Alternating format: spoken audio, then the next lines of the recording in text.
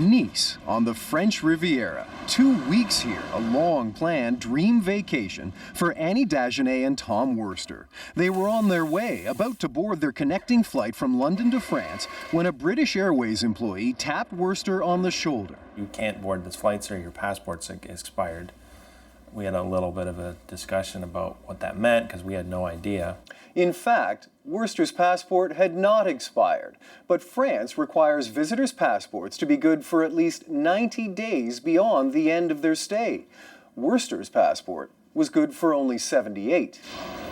The rule is in place to ensure a visitor who has to stay longer than expected still has a valid passport to leave the country. A lot of countries have a requirement that you have to have 1 month, 3 months, 6 months on your passport, but it's not that often you actually hear of people who are prevented from traveling because of that.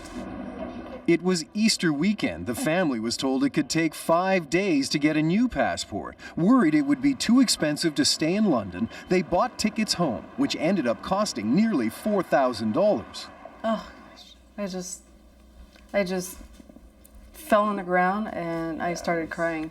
I couldn't believe what's going on.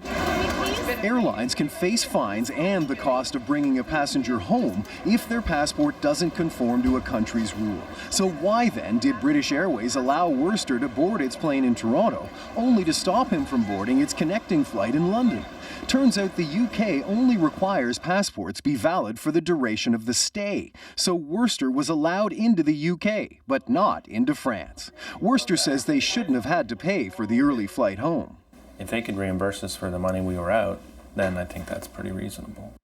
In an email to CBC News, the airline said its policy states customers need to ensure they have the right documents, such as passports and visas. Still, the airline said it would review the case and contact the family.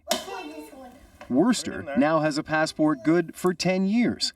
Well, better make that 9.5. Aaron Saltzman, CBC News, Toronto.